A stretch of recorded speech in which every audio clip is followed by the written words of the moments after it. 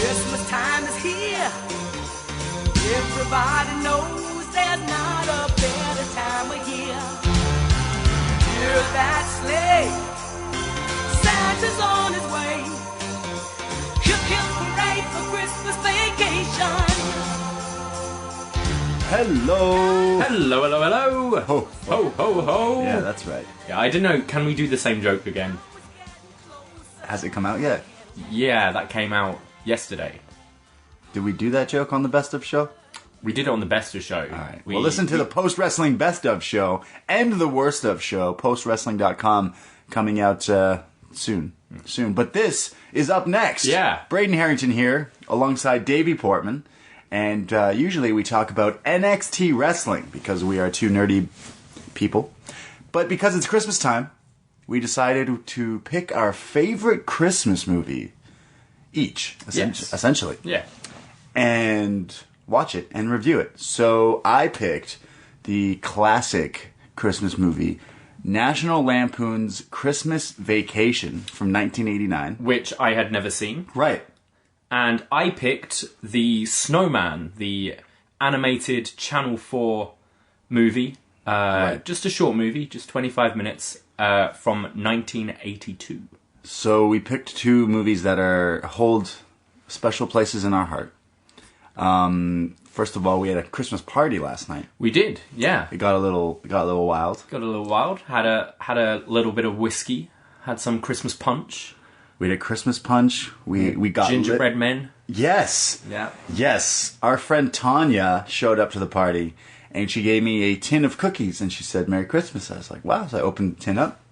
It was some gingerbread men. I was like, "Wow, did you make these?" She said, "I sure did." I said, "Wow, they look great." And she says, "Be careful." And I said, "Excuse me." And I look at her, and she's got this little twinkle in her eye, like old Saint Nick, and she says, "They're special gingerbread cookies." And then my eyes lit up. I shared with the entire party. Everyone was lit like a Christmas tree. It was a good time. I mean, my sweater didn't lie, did it? What was your sweater? So my Christmas sweater It said, the Christmas tree isn't the only thing getting lit this year. Oh, Yeah. It's true. Clever. It's true. I saw another sweater that I wanted to get for you, but you were like, nah. What was it? It was Chance, the gift wrapper. And it's Chance the rapper wrapping a present. Right. Yeah, it's funny. It's funny. It's great. Punny. I'm actually really bad at wrapping gifts. Oh, I'm terrible. That's why I'm a bag guy. Just throw shit in a bag and put the tissue paper, you're good. Oh, I try to wrap them, but no. it looks like a 6-year-old's wrap them. Yeah, I do it in the bag. That's the trick, man. Yeah. Every guy knows that. You can't wrap. Well, I'm doing a Santa's sack for Kim. Oh, right. Yeah. Right. So I've got to wrap a load of stuff and put it in there. David has been ordering his girlfriend amazing gifts off Amazon Prime that keep getting ordered to her. We can't say what they are because she could be listening right now. Yeah. And I've had a load arrive from my family back home. Oh. Which I opened by mistake the other day, and I kind of saw a glimpse of what it was, and I was like, What was it? I just saw the Wi-Fi symbol. I don't know. I don't know what it is. It's something electronic. Oh, I shit. quickly closed it. It's going to be something sick for the house. Maybe. Maybe it's like Alexa or Amazon thing. Who knows? Maybe. We're going to be balling Christmas time. Yeah. I mean, I have not done my Christmas shopping. No. I'm a very last minute person. I want to be like Christmas with the Cranks again and just disappear. But I like Christmas time. This is being released tomorrow, right? So you'll be listening to the Sunday the 23rd. Yes. So as you're listening to us talk about this, we're probably both frantically running around the city buying last minute items for. I bought some today actually. My mom has since turned my old plate I have not lived at home for quite a while, but I had a basement, like a little room there. She basically gutted it and turned it into this like really cool retro bar. It looks like you're in a movie set, right? When you go to this bar that she contracted and all this stuff. So I bought some stuff for the bar, like some bitters, and I want to get some glassware. Oh, sweet! So that was the only gifts I did today. Somehow after our party, I was up and about and managed to get sneaky D's. I wish I was able to do that because you were a mess today. Yeah, I'm fine now. We had to get to John's for the worst of show. Right. So pretty much slept until 2 today. And when I heard you'd been to Sneaky D's, you'd done shopping, I was pretty jealous. Sorry, I should have waked you up, but I figured you needed your beauty sleep. I need my beauty sleep. Right. Yeah. Well, I mean, as Christmas comes closer, all we do is eat more cookies and drink more drinks, and just I feel like Christmas time is terrible for my body, this year. health. This year I've been really good. I've lost a lot of weight this year. You have, yeah. I walk everywhere now. I live downtown, so it's great. I've been super good, but I know Christmas time is like the worst time because I can't say no to anything. I've got a theory of how you've lost so much weight. Me? Yeah. Right. It's this bed. Like, I was sitting on this bed yesterday. How does that... It's so spongy. Like, to move at all is, like, so much work. Oh. Because you just, like... Oh, I see what you're saying. Yeah. Oh. Yeah, you see, read between the lines. Oh. I was going to say, you're my roommate, so you probably hear all the exercise I've been having. Oh, yeah. Right? Yeah. But, true, like, this bed is tough. Hey, I'm a tough guy. You need a tough bed when you deal with me, you know?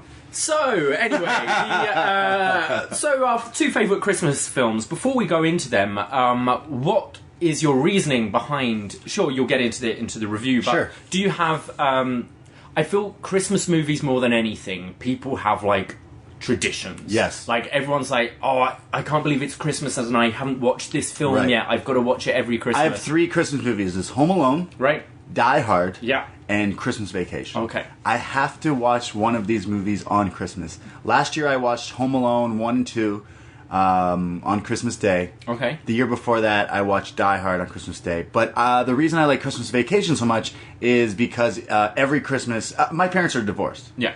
And since I was like a little kid. So Christmas for me is the European side, the Portuguese side. Mm-hmm. I open gifts the 24th at midnight. And then we party, and then we go to sleep. And then on Christmas Day, I would go to my dad's side of the family and do Christmas with them. So every time I would go to my dad's, we would watch this movie on Christmas Vacation. It's like a perfect like family. I mean, there's some swearing and stuff like that, but other than that, it's like whatever. It's pretty inoffensive. Yeah, like it's just pretty easy going. It's safe essentially. So it's always been like a part of it's my dad's favorite Christmas movie. Like he's got like the I'm sure I bought him this movie on VHS, DVD, Blu-ray, whatever forms it through the years, and the Wally World eggnog cups. I'm sure everyone is aware of, and all these things. Like there's so many things I've bought my dad over the years every Christmas that relate to this movie. Yeah. One of his friends, his neighbor, owns the jersey, the Blackhawks jersey with Griswold on it on the back, right? Like. People are obsessed with this movie because it reminds you of like the chaos of your family coming over and stuff, right? Like Christmas, you want everything to go right, and then maybe it doesn't, but that's fine. So, just like our party, we had all these strangers come over, and we treated them like family. That was funny. So I've got an Australian friend, Chris, who texts me going, "Hey, just let you know, I'm held up somewhere else, so my friends who I've invited are gonna be arriving separately without me. So if a Danish girl and a British guy who you don't know turn up, it's them." And sure enough, they were the first people to arrive at the party. So we're like, "Hey, welcome to our house. Welcome to our house, strange people." I don't know much of Danish. Danish? No. Danish. Yeah. I want to move there. I want to move to Denmark. Did you fall in love with this girl? Yes. Yes, definitely. She made it very clear that she wanted to do a lot of North American things while traveling here. So she decided this is up to her. I don't know where this is going. This was not my intention, but she decided that she wanted to shotgun a beer. Right. And I said, "Hey, go for it. Do it." And she's like, "Okay." So she said, "You have to do it with me." I said, "Of course." So we get the beer. And she's like, "Let's go do it outside because it'll be messy." I'm like, everyone's hanging out in my room. The music's playing. Let's go do it in my room. She's like, "But it's going to go everywhere." I'm like, no, I'll be fine. I should have listened to her because I drank mine fine. She got hers all over my cup. I feel you didn't do it right either. No. Because it's meant to like squirt as soon as you stab it. Yes. She did it wrong. Yeah. She did it wrong. But she shotgunned a beer in my room. Half of it went all in her mouth and the rest went all over my carpet. And then she just did more shots. And then these Danishes are deadly. And then the Brit just drank. He just drank a lot of beer. Yeah. Gross beer. A terrible beer. So we had our own family Christmas get together essentially. So it was lovely. So let's go into Christmas Vacation, and then we'll do that, and then we'll do the Snowman. Yeah, sounds good. Because the Snowman's way shorter. Yeah. So let's go and talk about Christmas Vacation. It's the Griswolds. The movie starts with the opening theme song that I used off the top here. Hip, hip, hooray, it's Christmas Vacation. The Griswolds, in their station wagon, the family station wagon, they are singing Christmas carols in the car. Just wanted to stop. I love this like animated opening In the beginning? thing to it. Yeah, it was cool. Yeah, it was really great. cool. And the song, everyone likes that song too. They're driving, they're going to be, we don't know where they're going yet, but they're going, and there's a guy on, Clark Griswold, played by Chevy Chase. There's a guy on his tail, so he flips him off, and then he almost dies. He gets basically underneath a truck here. And Ellen, his wife, says, Clark, I don't want to spend the holidays dead. Classic. They find the perfect Christmas tree. They walk all this way through the snow to find their own Christmas tree and cut it down. And when they finally find this beautiful giant one, like it's a sign, Dad, did you bring the saw? No, they didn't. So the camera cuts back and they're driving, and the tree is on their car with the roots still like attached to it. Clearly they had to dig this out. There was a line I liked when they're looking at it, and Clark Griswold is like, "Isn't it the most beautiful thing you've seen?" What's the daughter's name? I'm blanking on the daughter's name now. The daughter's name is Audrey. Yeah, so basically he throws to Audrey like, "Audrey, what do you think?" And oh, she'll see it later. Her eyes are frozen. Because they've been walking through. That was like the first laugh I had. Audrey is played by Juliette Lewis, who I still follow on Instagram. Okay. She is also famous for Natural Born Killers. She Okay. grew up, obviously. She's a kid in this movie. But also the son, Rusty, is played by Johnny Galecki, who many people know from the show I fucking hate, Big Bang Theory. Oh. He's like the main character in Big Bang Theory. Oh, really? And it's Rusty, yeah. Okay.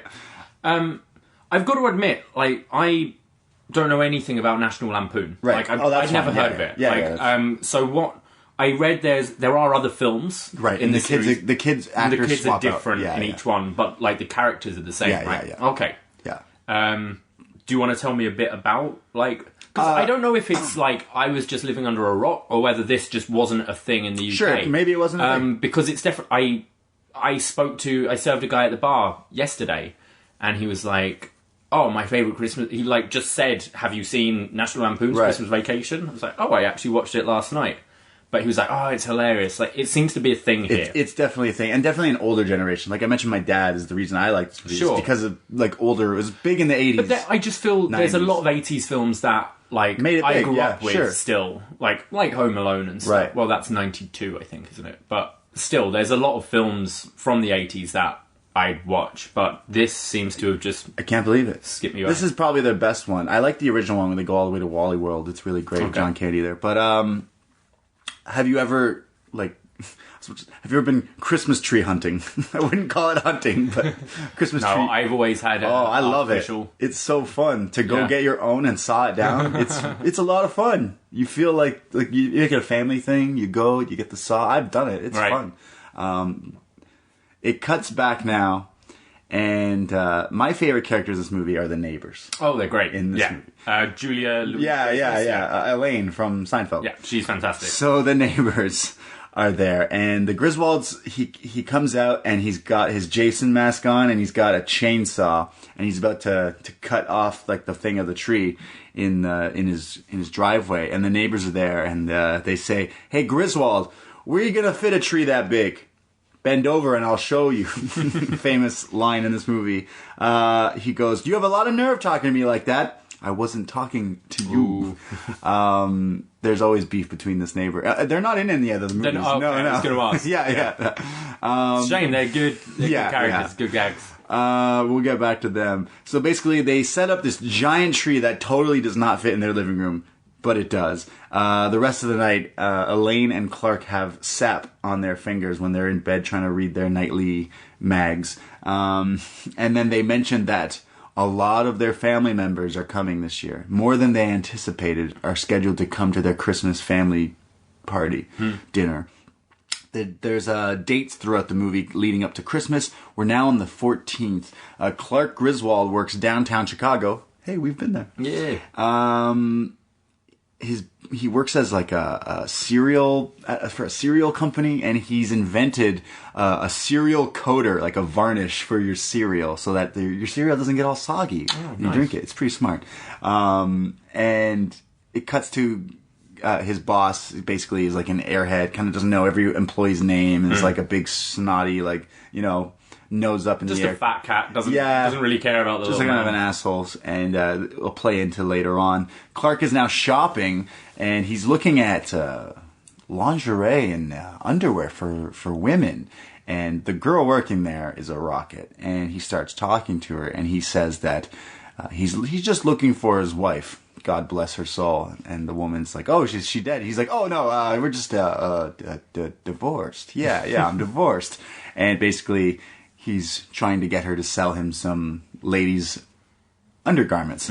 And she goes, "'Tis the season to be merry." And he says, she says, "That's my name." I always remember this part as a kid because I'm like probably 12 being like, "Oh, hi, who is this? What is this?" And Rusty, his son, interferes and essentially cockblocks him here. But he shouldn't have been talking to her anyways. He's married. Come on now. Come on, Clark. There's a scene I'm going to show you after this from Love Actually, which you haven't seen. Right, no. One of my favourite Christmas films, definitely my mum's favourite. But it's Alan Rickman is in a department store and he wants to buy some jewellery, but not for his wife, played by Emma Thompson, who's the star of this movie, but for the sort of younger, attractive girl he works with at the office. Right. So he's being very, secretive about it. Okay.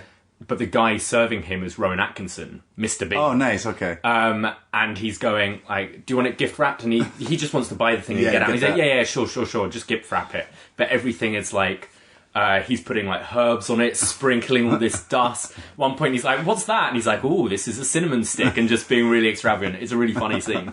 And this kind of reminded me of that. Well, Clark, I don't know if he did buy anything, but we'll see. I also like the line, "It's a bit nipply out there." Yes, so he's nervous. He's saying, he's messing up all his lines because he's nervous and sweating and talking to an attractive lady, essentially. All the parents show up at the house now. It starts to be chaos within the Griswold family. And this is where Clark and Rusty, are about to set up the Christmas lights. Now, part of this movie must be huge here in North America because you would call a house on our street that has the most lights the Griswold house. That's right. That's a thing here. Yeah. You would say, "Oh, look, it's the Griswolds," because this house is completely covered in lights, right? Just letting you know as a Brit. So he goes. There's a line where the kid says, "Dad, are you sure you're not going to overdo it this year?" Come on, Russ. When was the last time I overdid anything? It's a very notable line because he always overdoes it. What's the name of the old lady? The aunt from Everyone Loves Raymond, right? Oh no, the other one. Later on, the crazy aunt. Oh, is she not there yet? Yeah, she's not there. There's yet. a bit. I can't remember which one it is. It might be the Everyone Loves Raymond, but she goes, "I'm going to give you a whole quarter." And it's so funny because I work in a bar. I like tips. It's how I live. But it's such a thing where you have an old man or old lady. They've spent maybe $100, something like that, at the table, and then they go "Oh, here, boy," and open up your hand and put in $5, and it's thanks. Not really what you should be tipping on that bill, but you're doing it sweet, and it's they're trying. Right. They're trying. Old people tipping. Old people. Clark is setting up his Christmas lights. The neighbors are watching on, and they're like, "Well, I hope he falls and breaks his neck, but we're not that lucky." Clark damn near does break his neck. He's climbing up on the ladder. He's almost dies a few times here.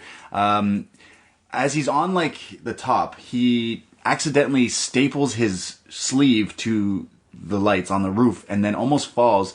He hangs on to the what is it, the rooting thing, the gutter thing on your roof that collects all the water. Yeah, gutter. And he hangs onto it, and it slides out this huge piece of ice that goes flying through the neighbor's window, and just smashes everything. This was a scene from Final Destination.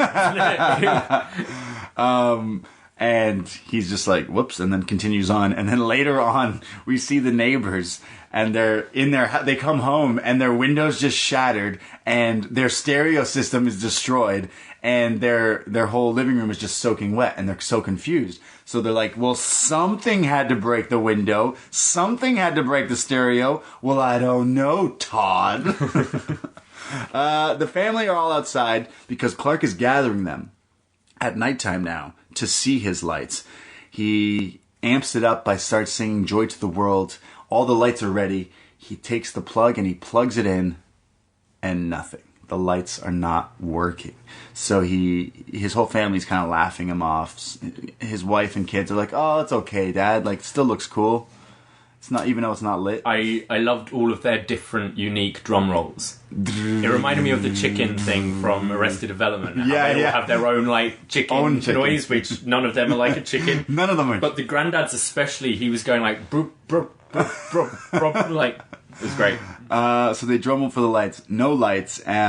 He says, well, Russ, we checked every bulb, right? Yeah, Dad, we did. Okay, well, why don't we go check it all again? And actually, I gotta go do homework and go do look at the time.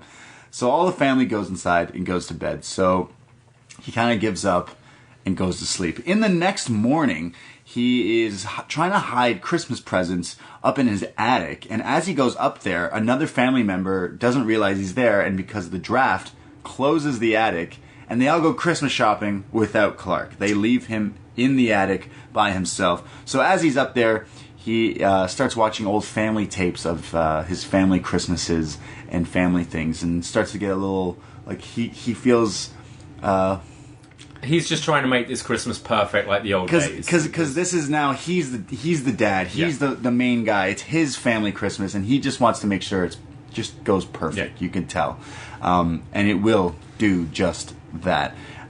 So now the family eventually come home and let him in, and he falls into the hallway or something like that. It cuts to the next later on in that day, and Clark is trying to get his lights still to fix, and finally we realize that his lights were all set up properly. It's just the switch inside the garage or whatever wasn't turned on, and they're not sure how it gets turned on. The lights finally get turned on, and it's blinding. It takes all the power away from the entire city of Chicago at one point, and the meter just starts going up. Yeah, and we see the nuclear power plant guy.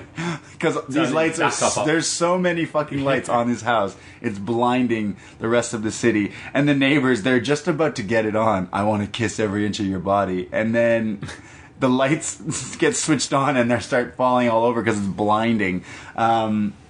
Hallelujah starts playing, and all of a sudden the lights turn back off. And Clark is freaking out and starts losing his shit and starts like kicking the reindeer on his lawn. I love people having shitty tantrums. Like this do you remember when like Kevin Owens and Jericho on Raw in the UK like kicked the taxi and it's like just the dumb stuff. It's so much funnier than like smashing a window. That's not funny. Just punching an ornament of Santa. I think he kicks like a reindeer or Santa and it goes. He punches Santa in the head and kicks some reindeers, I think. But finally they realize that the lights are working and it was the switch. So everyone comes out to see. So he starts hugging every family member. It's like he's won an Oscar. Yeah, he's like basically thanking everyone. Thank you, Aunt whatever. Thank you, Dad. Oh, Clark, it's wonderful. Well, Dad, you taught me everything I know about... That's brilliant. He's so over the top proud, but it's so genuine. Thanks, Dad. You told me everything I know about external illumination. And then finally you hear a voice we don't know. How sure does look swell, Clark.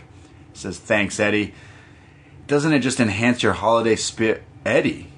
And we find there's some strange man named Eddie here with his RV parked out front the Griswold's house.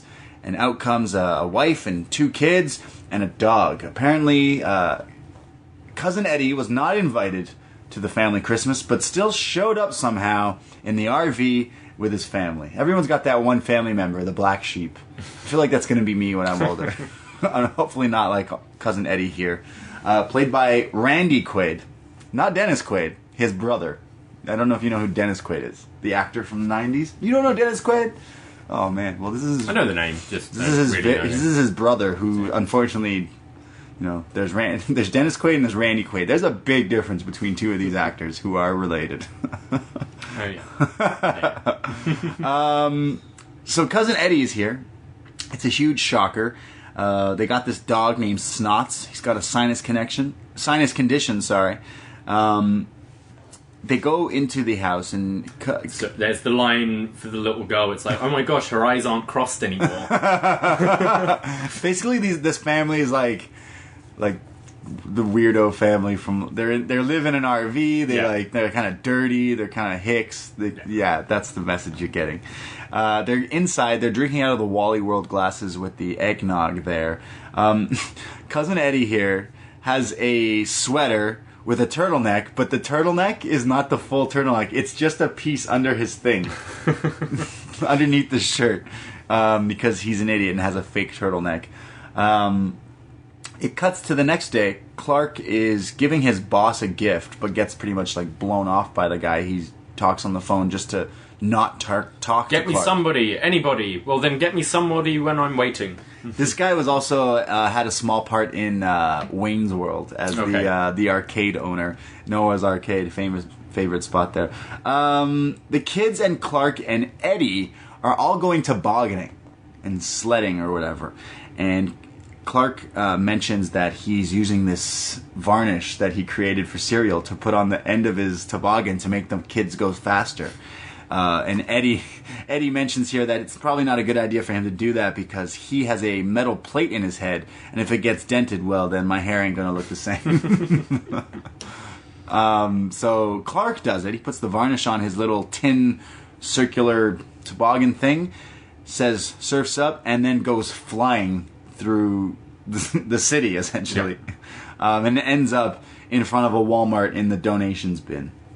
So cereal varnish on the end of your toboggan. And the family can see all of this as well. They're just watching him on fire, like miles away. Yeah. Do you say sled or sledge? Sled. Weird. Sledge? Sledge. Like sledge hockey? Must be a British thing. Sled. Yeah, we say sledge. Why? I don't know. That's weird. Sledging. Sled. That sounds dirty. Sledging. What are you guys doing? We're just sledging. Sledge. Sludge. Carry on, I'm going to look this up. Sledge and sled? Wrong. I think you're just saying it wrong. Sledge. A vehicle on runners for conveying loads of passengers, especially over snow or ice, often pulled by draft animals. Okay. Pronounced sledge. Sledge. Interesting. Well, alright. Sledging it is. So they finish sledging. Yeah, it's North American as sled. Yep. Sledge. Clark is at work. He's chatting with a coworker about his worrying over not getting his bonus check yet because he's trying to install a pool for the family in his house, but he can't afford it if he doesn't get his bonus check. So he's a little worried, and his coworker's like, I'm sure it's coming. So cuts to him later at night.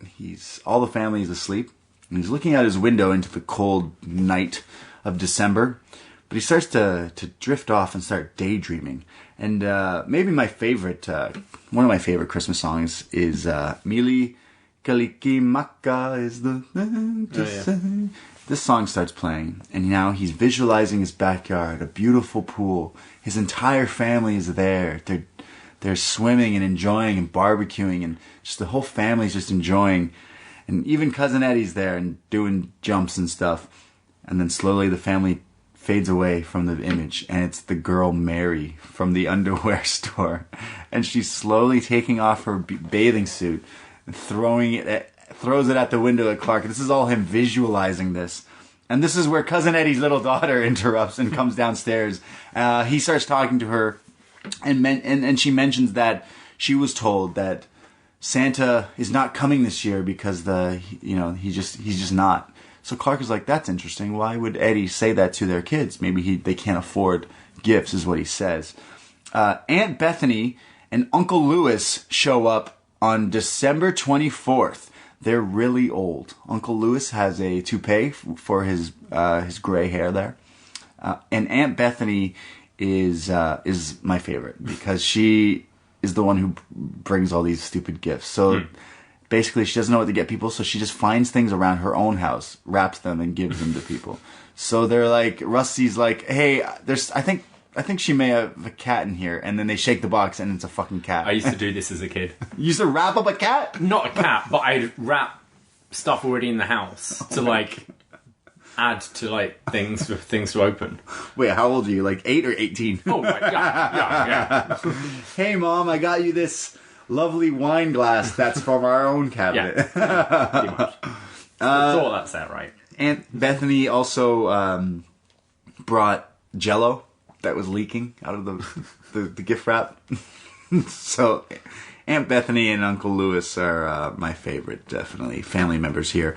The family Christmas dinner is there. They're telling everyone to say grace. They want Aunt Bethany to say grace, and she goes, Grace? She died 30 years ago. And they're like, no, we want you to say grace the blessing.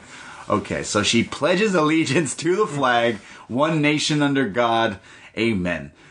Clark is about to cut into the turkey, and as he opens it, he says, Catherine, which is cousin Eddie's wife, Catherine, if this turkey tastes half as good as it looks, then we're all in for a treat. He cuts the bird open, and it just dries up and implodes, essentially. It was a great visual gag. Like, yeah, it looks. I liked it. Yeah, it looks just so deflating. You're like, oh. And she starts crying, and she says, I know I shouldn't have put it in too early.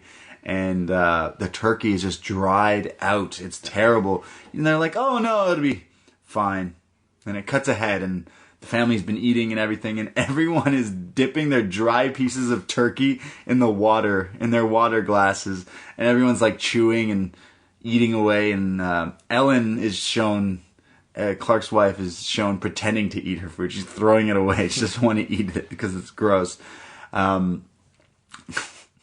joke in this movie that always seems to get me, and it's maybe my favorite line, is Clark, while everyone's still eating their turkey, he looks over to the kids' part of the table, and he says, hey kids, I heard an airline pilot saw Santa Claus on his way from New York heading to Chicago. And they're like, oh, ooh, you hear that? Santa Claus? Santa Claus? Are you serious, Clark? And his cousin Eddie and Clark's like, you fucking idiot. Shut up. It's so great. Randy Quaid is so funny. By the way, like Randy Quaid at this moment is either in or out of jail for many terrible, terrible, weird things. Oh, really? Yeah, like he was like wanted for a while. What did he do? I don't know what he did, but he's definitely like maybe tax evading or whatever, but he's an interesting character. I imagine Randy Quaid is Cousin Eddie in real life. Like he's just playing himself in real life. While the family is eating, in the other room, Aunt Bethany's cat that was unboxed is just roaming around the house and starts chewing a light from the Christmas tree.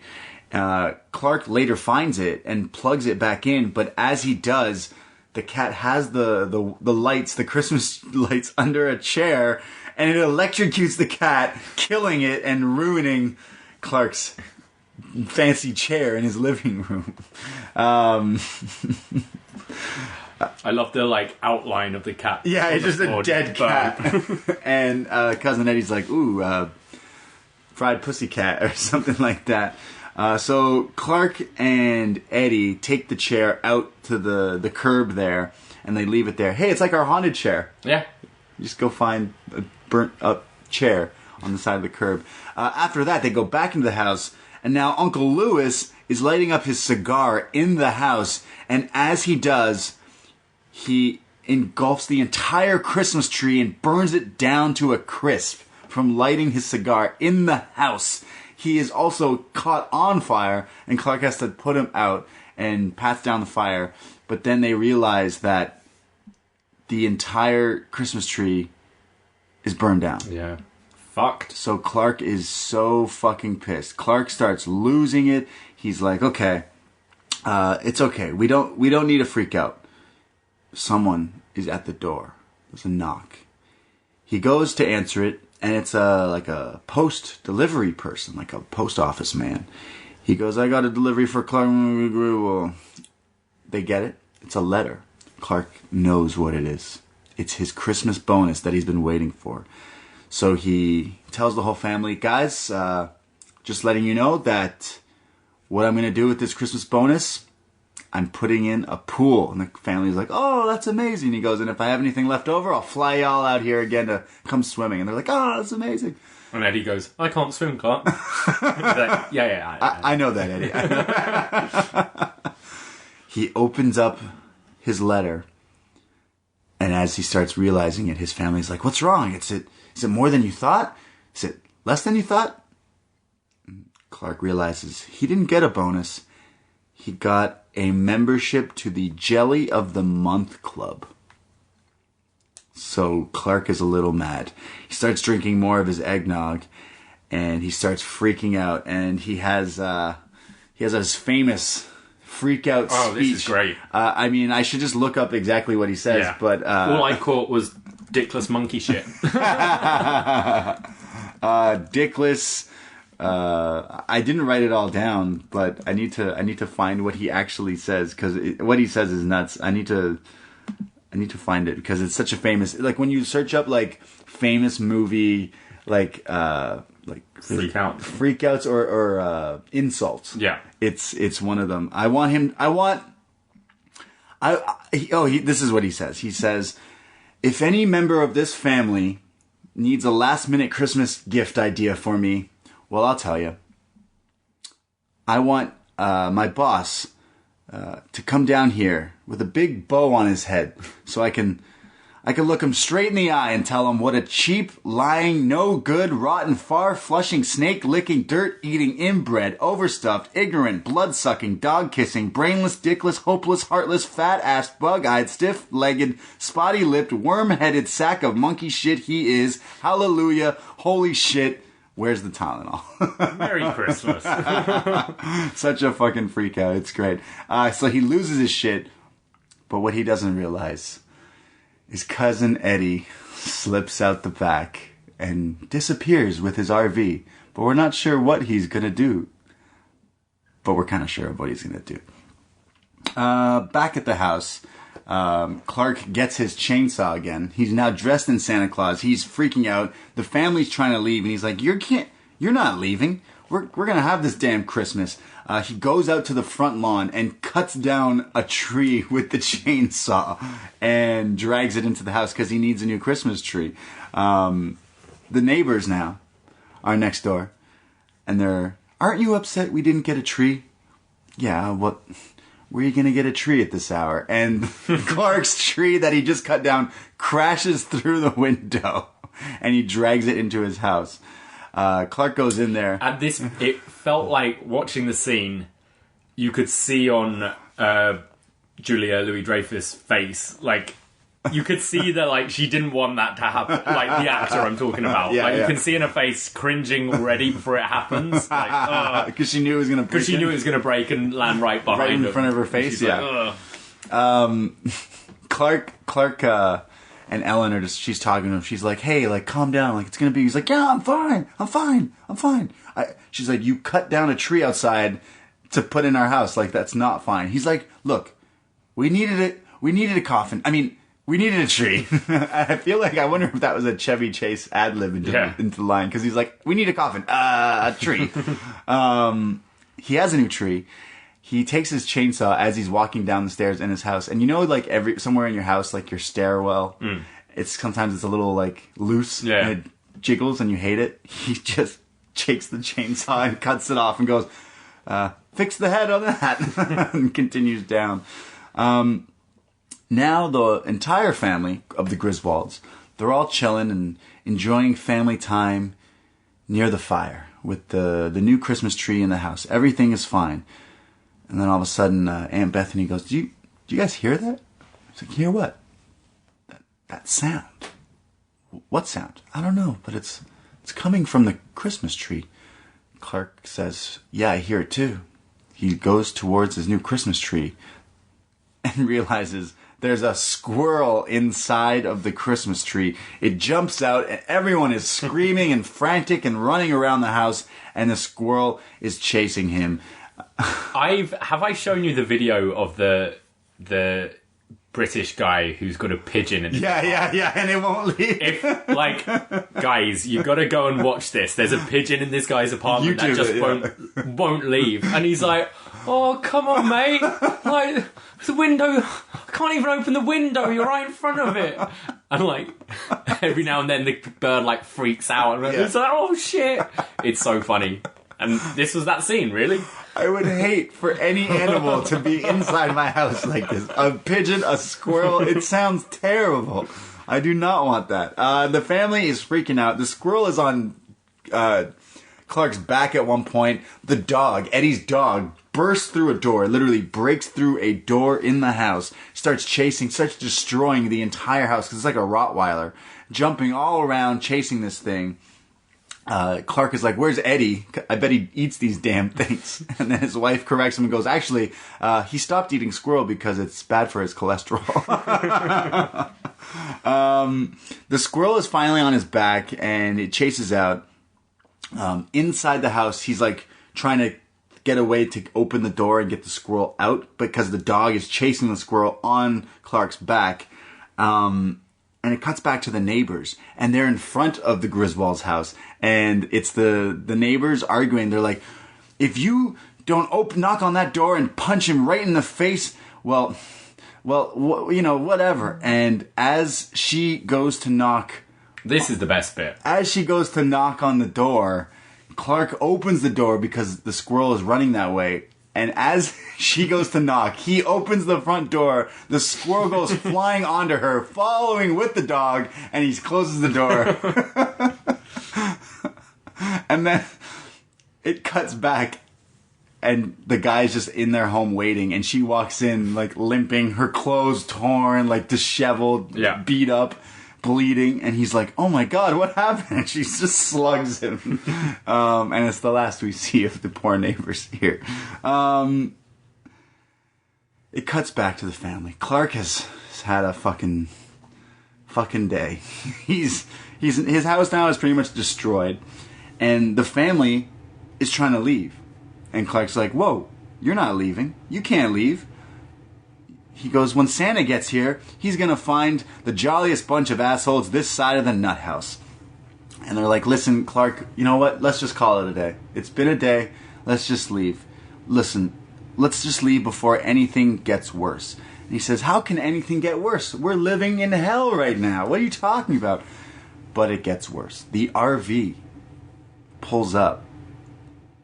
And Clark is now talking to his dad. He's like, listen, it's all about Christmas. He says, this is so hard, Dad. How did you have Christmas dinners and stuff? Like, how did you do this? This is so hard. It's like stressful. It's killing me. How all these years? He goes, well, I had a little help from my friend Jack Daniels, which is true. Clark decides, okay, you know what? It's fine. Let's sing The Night Before Christmas, or let's read this to the entire family beside the fire. Let's just... That was a Christmas tradition. Reading this? I feel like it's my mum would read it to me before I went to bed. Oh, and so one day it became tradition that we did it like when I was way too old for it as well. That's fine, yeah. But that book went missing. Oh. Which is sad. We gotta get and read it to your kids one day. Yeah, I do. So he starts reading, "'Twas the night before Christmas. What do my wandering eye? Well, a miniature sleigh, and Eddie, and a man in his pajamas."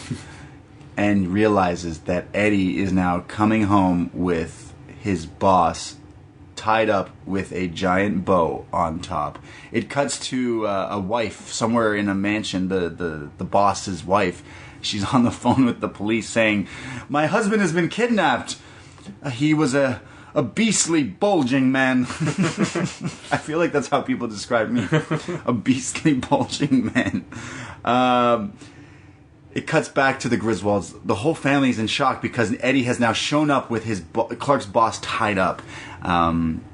They untie him, they ungag him, and he's like, "What the hell is going on here?" He goes, "Sir, I'm so sorry. My cousin took this literally, and it's all my fault." He goes, "Yeah? Well, you're fired." He's like, yeah, that's fine, you know. You can blame me, just fire me. And he's like, yeah, well, you know, I'm fine with being fired. You didn't give me that the bonus this year, and well, it was just a shitty thing to do. He's like, yeah, I didn't give Christmas bonuses. He's like, yeah, well, you know what? People rely on Christmas bonuses, and then you didn't come through with it. It's just really shitty. He goes, I never thought of it like that. He goes, yeah, well, like, look around, like, and he realizes this house is, the whole family's just watching this.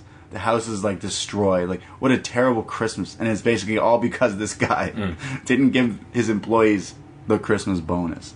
So he goes, you know what? You're right. I didn't think of this. Whatever you got last year, add 20%. Damn. And Clark Griswold faints. He passes out. The family is rejoicing. I like the line he says, like, oh, I don't think about little people like you. It's like one of those, like, backhand things. The 1%, the 99%, that kind of thing. Because this guy's like a rich millionaire boss guy. So now he has agreed to give Clark his bonus plus 20% of whatever it was last year. The family is rejoicing. Everyone's celebrating. Clark is like, it's a Merry Christmas. It's a Christmas miracle. It's wonderful. The great Christmas song comes on. Here comes Santa Claus. Here comes Santa. Elvis does the best version of that song, right? Sure. You're an Elvis fan. You know he does his version. It's great. And as the family is celebrating, we see like SWAT team. Dozens of police surrounding the home of the Griswolds. And as the song is... It's just a great scene, actually, with the song playing and the family celebrating. And all of us, he says, and Merry Christmas to all, and to all a good night. And then all the cops bust into the house. They break windows, they break down the door, they jump into the living room, surrounding the entire Griswold family. And they say, freeze! And Ellen's hand can be seen frozen on Clark's dick. They go outside and they find the wife of the missing boss. She comes in there and she's like, oh, Harold or whatever. And he's like, oh, Helen or whatever. And they're like, what's going on? And he's like, you know what? I'm not pressing charges. This is just one big misunderstanding. She's like, what the hell are you talking about? This guy kidnapped you. He's like, no, it's a big misunderstanding. We don't need to talk about it. And they're like, what happened? Well, remember, honey, how I was talking about maybe not giving people Christmas bonuses? And she's like, what? You didn't give people Christmas bonuses? And then the police sergeant's like, that's real low, mister. I know. I fixed it. I'm giving him the bonus. Everything is fine. And then they're like, oh, okay, so everything is fine here? They're like, yeah. Oh, okay. So then now the police, the Griswold family, the boss, everyone is just, everything is okay. I like just before the police like barged in, it was very much It's a Wonderful Life. Like the last scene of that, and which made the gag like so much better. Yes. This is where the film should end, really. Like everyone's happy, he's got his bonus. And then the Merry Christmas, and then bam. So everything is fine. Then they go outside. I skipped earlier on. I feel like I skipped like perhaps the best part of the movie. I'm feeling like I fucked up because the shitter was full. I totally glazed over that part of the movie. Because earlier in the movie, Eddie is dumping his sewage from his RV into like the ground sewage, which like you shouldn't be putting shit into that, right? I totally go. People are gonna be so mad. That's everyone's favorite line. The shitter's full. There's so many Christmas sweaters with that on it. Oh yeah, I've seen it. Yeah, they had one at where I got mine. Oh, so there you go. I just didn't know what it meant because I hadn't seen the film yet. Right. The shitter was full. So they're all outside, and they think they see what looks to be a Santa Claus or something, a shooting star. But no, it's just the light at the sewage plant. And Uncle Lewis lights another stogie, and there's an explosion because of the poop, I guess. I don't know how that works. Yeah. But that's what happened. And because of the explosion, the Santa Claus set of reindeer and Santa Claus's sleigh that Clark punched in earlier goes flying across the midnight sky. And it's a Christmas miracle. And as everyone's looking at the fire in the sky, Aunt Bethany starts singing, and the rockets red flare. And then the whole family starts singing it. And then when it ends, she says, play ball. So then it's Clark and Ellen. They kiss outside the front of the house while everyone is inside. Police, the family enjoying it. And he says, Ellen, I did it. I did it. He survived Christmas. And that's the end of the movie. He's left with Snot looking up at him. The dog looking up at it. The song comes on again. Doo-ding, doo-ding, ding. Yeah. So what did you think of Christmas Vacation? This was good. I enjoyed it a lot. I wouldn't put it up there with my favourite Christmas films. I think so much has to... Similar when we were doing our best of show. Like, we both picked matches we were actually at for our match of the year. Sure, right. And I think that so much, especially Christmas films, you have personal attachments for some reason. So, watching this every... I probably didn't even need to watch it again to do review. It was odd as well, because this is the first film review I've done where I haven't already seen the film before. Sure, okay. Sure, Power Rangers had been a long time, but I've still had familiarity with it. So this was the first one I was going in completely cold. I enjoyed it a lot. I can see why there's so much from it that, the shitter's full and that kind of thing. Shitter's full. I can't believe I'm people are going to be so mad that I just glazed over that line. But it's like Home Alone has just so many moments. Merry Christmas, you filthy animal. Well, that's never actually said, but keep the change, you filthy animal. Keep the change, you filthy animal. And obviously this is the same... It's John Hughes as well, isn't it? Yes, you can definitely tell. Yeah. Very similar. I am a fan of John Hughes movies. I love all his movies. Planes, Trains is my favorite. I maybe have to say Ferris. Okay, actually. Yeah. But all his movies have very similar. There's heartwarming scenes and things like that. Yeah. I like this movie a lot because it reminds me of what Christmas is. It's usually chaos and things, and in the end, it's And he really thinks about all the characters in it. There's no throwaway characters. Everyone has something quirky about them, and you see that in Home Alone as well. The youngest cousin, Kieran Culkin. His little brother in real life. Yeah. They've all got their little weird things, even if they've only got a line to say. Yes, and they're not a featured character. Well, that's why I love The Neighbors. Oh, The Neighbors were the best thing. I don't know Todd. I don't know. I know her because she's Elaine from Seinfeld, but the guy I'm not I don't know familiar who he with. is. Yeah, she's super famous. But I'm sure you're set for life. What do you do? Well, I was the neighbors in Christmas Vacation. It's a shame you said they're not in any of the other movies. No, I think that's a shame because I think there's more you could do with them. Right. There's National Lampoon's Vacations, the original, where the whole family goes on a cross-country trip to a theme park. Mm-hmm. Then there's this one. Oh, sorry. There's European Vacation, where the family goes to Europe, travels. I think that's my least favorite one. Right. And then there's this one, the Christmas Vacation. And then there's one when the kids are a little older. Right. And it's Vegas Vacation. Okay. I believe John Pollock's favorite of the... oh, really? Okay. We'll get him to review that one. Yeah. That one I always remember watching on TV, on TBS a lot, because it was on TV all the time. And that one may be the funniest one, because it's just ridiculous. Right. But Chevy Chase, I know me and you are both fans of Community. Yeah. And he was huge in the 80s and 90s, and he had a real reputation of being a prick. Yeah. And it shows in Community. I read an interview with him the other day, which was the headline was essentially how the king of comedy is an asshole.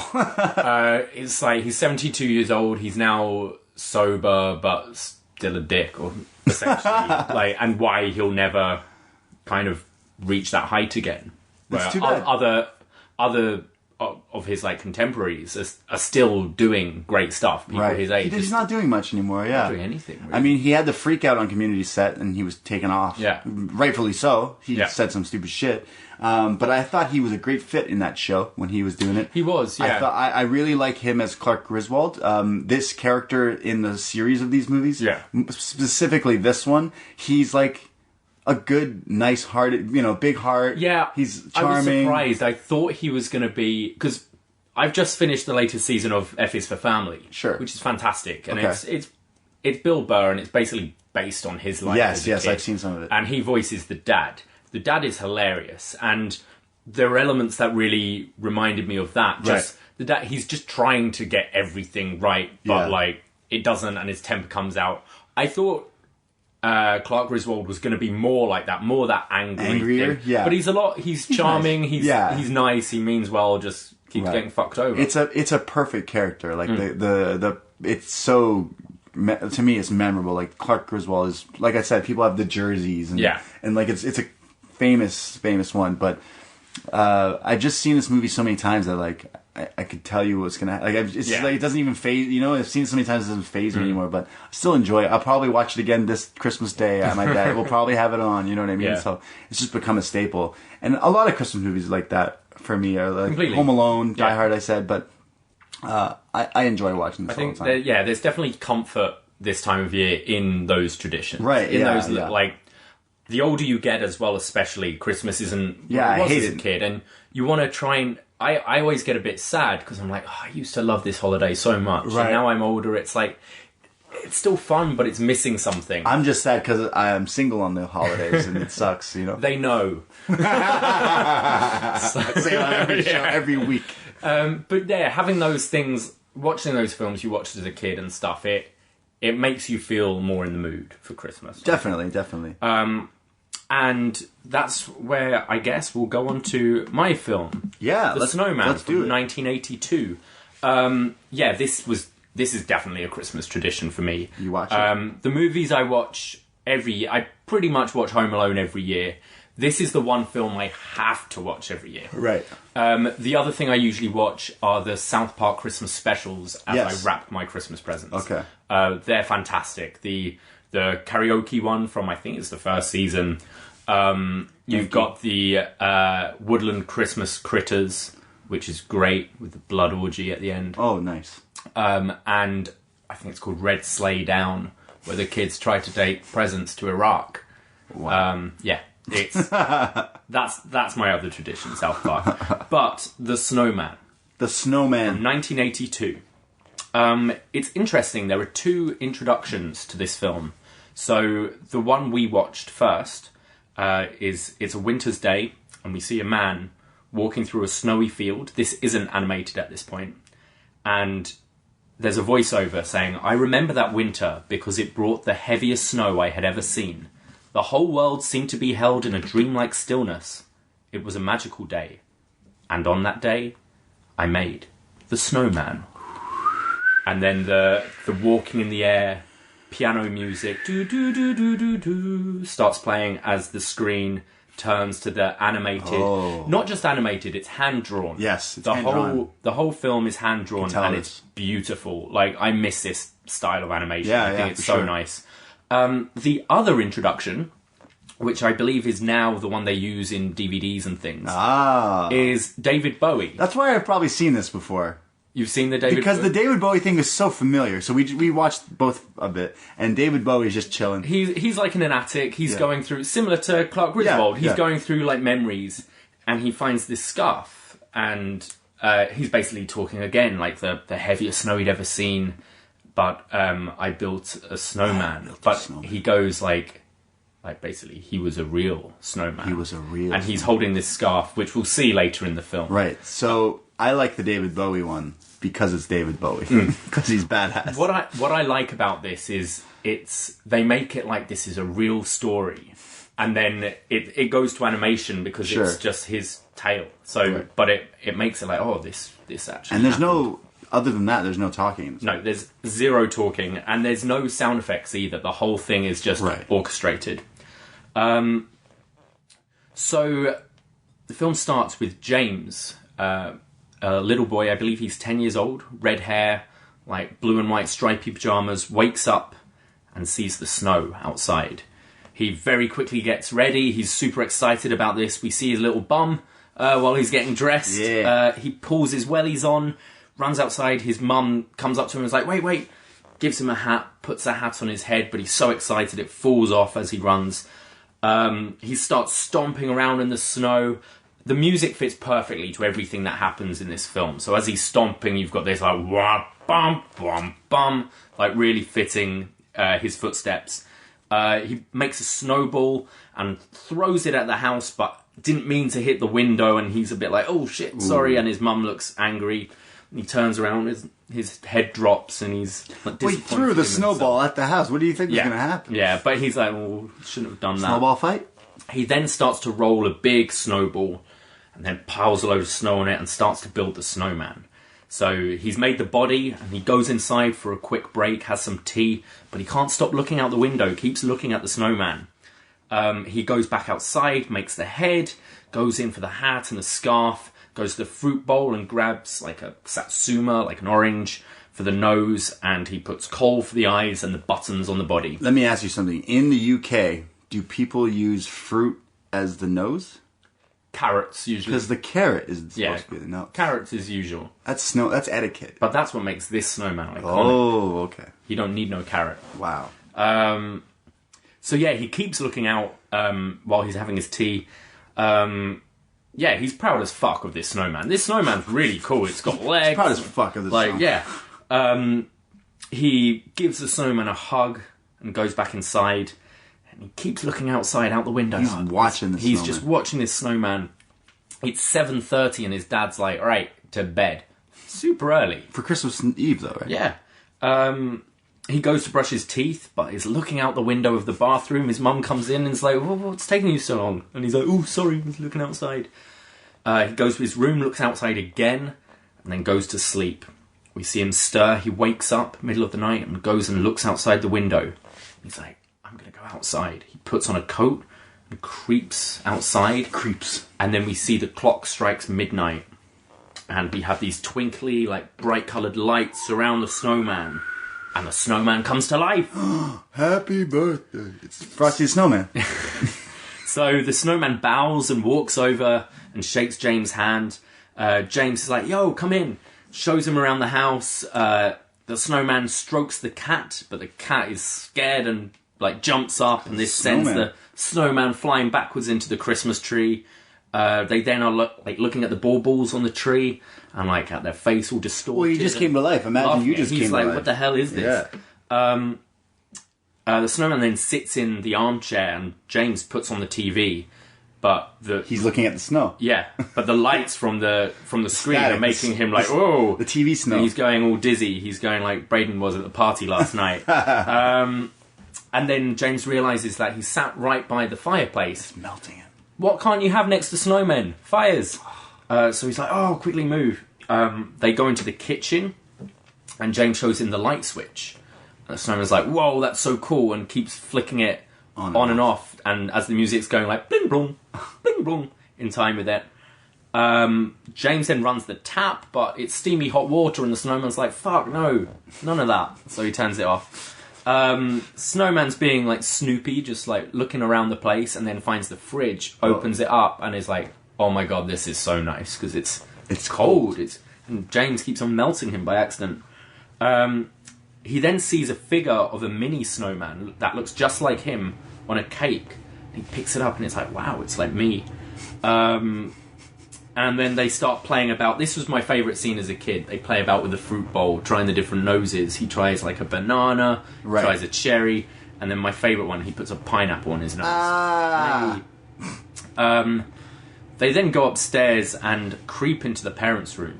You were like, what are they doing? Why are they going to the parents' room? Yeah, what's the snowman going to do in the parents' room while they're sleeping? Imagine waking up to a snowman in your live snowman. Oh, actually, just a dead snowman would be terrifying. Just a built snowman in your room. The snowman sees the dad's false teeth in a glass. How old are these parents? I know, right? Yeah, they're really old. And puts them on. He then tries on his mum's makeup, puts on his mum's hat and the dad's trousers with the suspenders, and puts a tie, puts some glasses on, like swagged out. Yeah, he looks super swag. He then sprays some of the perfume, which is in like one of those old pumpy bottles, and then you realise, oh shit, he's about to sneeze. You can't have a sneezing snowman. And so there's like the music keeps going like, wah, wah, like you kind of make when you're about to sneeze. But he doesn't. So James is like, shit. So quickly takes all the clothes and stuff off the snowman, ushers him out the room. He goes for a big, and it stops, and he's like, oh, nah, I'm good. Isn't that the worst feeling, though? Yeah, but then he sneezes, and the orchestra just goes like, BAM! But luckily they didn't wake up anyone. They open a music box in another room, and they're trying to be quiet, obviously. Yeah. And it's like a ballerina, like, twirling around, pirouetting, and the snowman then starts imitating this, and we've got the music that goes dun dun dun dun dun, and he's like twiddling round. He puts on a roller skate and starts waltzing with a teddy bear and dances with James. And then he looks out the window and sees something covered up. It's a motorbike. They go outside, take the cover off. The snowman gets on it. Safety first. He wears his helmet. Fast and Furious. And it's like, yo, James, get on. So now a kid and a snowman are on a motorcycle. Yep. And they start riding through the countryside, and the music changes. It's now like da da da da da da da. I really like this bit. The sort of point of view sort of shot of them like riding through, and the trees, and there's foxes, and they're scaring rabbits. It's all hand drawn illustrations. It looks fantastic. Cool. I think it still holds up today. They then go to like some sort of garage or a shed. Oh yeah, they're chasing foxes and horses and stuff. And there's a big freezer. So James lifts it up, and the snowman's like, oh, awesome. So climbs in, puts some frozen peas on his head. He's chilling. And he's going through the freezer, and then finds a box. It's probably of like fish fingers or something, but on the box there's like North Pole. Yeah, it's like the North Pole. And you see the snowman feeling like sad, yeah. He's like homesick or something, and kind of just gazes off into the distance and walks off. So James follows him and is like, what's he doing? And then he grabs his hand, takes one giant step, two giant steps, as the music's going, ba-dum, ba-dum, ba-dum, and they fly. Dong! And then the famous song, Walking in the Air, starts playing. This song was huge. I recognised it. Yeah, it's... so Aled Jones, this Welsh guy, he made the song famous as a kid, like as a choir boy. Maybe I know that one. But it's not actually him used in the film, right, which is odd. And he's gone on, like, they just wheel him out every Christmas. He presents, like, the Antique Roadshow and, like, Sunday afternoon nice programs. Everyone loves Aled Jones. But yeah, they're flying. They're high as fuck. They go to India. They're flying across the sea. Wherever this James kid got his shit, I need to know, because wherever how do I get to go flying with snowmen? It's great. Like, they see a cruise ship where there's like a Christmas party going on the ship. Right. And there's a guy on the who's wearing this party hat. He's got like a red nose. You can tell he's been drinking a bit too much. But he looks outside and sees the snowman. He sees a flying kid and a flying snowman. Yeah, and like just stares at his champagne. He looks back at his bottle like, holy. Okay. And then there's the line like, children gaze open-mouthed, looking at surprise. And we see a little girl looking out her window and sees the flying snowman and James, and then looks at her picture of Santa and the reindeer, and she's like, yo, maybe it's not Santa, it's a snowman and a kid that delivers all the presents. They fly past some ice cliffs. They fly past India. Yeah, they've gone past Taj India. Mahal. The choir boy's singing about a mighty monster, and we see this big killer whale splash its tail as the cymbals crash in the music. Then you see the northern lights in the distance. So they land there. There's then this suspenseful music. It feels like something out of a slasher film almost. Just a dong, dong, Dun, dong, dun, dong. Halloween. And they're walking through, and it's kind of sinister. And then the like trees like clear, and the music changes, and we see all these snowmen. It's a snowman party. It's fucking lit. Yeah, it's crazy. Like, and they all open up, and we see Father Christmas is in the middle. Father who? Father Christmas. You mean Santa Claus? Not Santa Claus. Father Christmas? Is this the same person? Father Christmas. It's same. Wait, so Santa is the same person? Yeah. Do you say Santa? I always used to say Father Christmas. Oh. And then Santa's kind of... I thought Santa's more American. What about Mrs. Claus? Yeah, Mother Christmas? Mrs. Christmas. Mrs. Father Christmas. Ms. Christmas? Mrs. Christmas. Mrs. Christmas. So yeah, there's another film by Raymond Briggs, the guy who made the book, called Father Christmas. Okay. And it's this character, and it's what Father Christmas does on his days off. But in that film, you see James and the Snowman come, and Father Christmas goes, "Oh, you guys are back." So, and I believe James is 12 at that point, so it's 2 years later, he goes back. So yeah, they're all dancing. It's kind of like an Irish jig they're all doing, hopping around. They're pulling Christmas crackers, blowing whizzes. They're just having a party. Oh, it looks great. It was like the BDE last night. Yeah. All these snowmen getting drunk AF. Then James and the Snowman spin round and round and round, quicker and quicker, until they fall down. Father Christmas picks them up and goes, "Yo, come with me."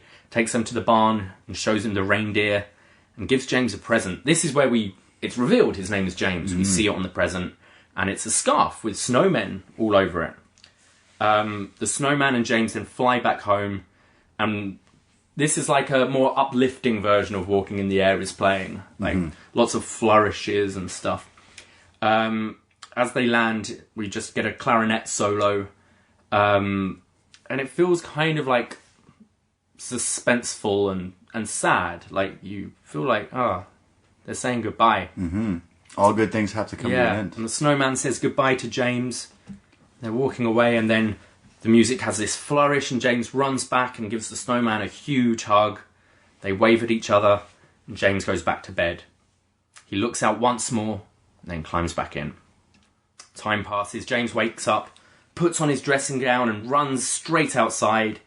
The sun is bright. James can't quite see. He's squinting. He walks forward. His vision comes back, and he sees his snowman has melted. He's just staring at it. It's just a little mound of snow with the hat and the scarf.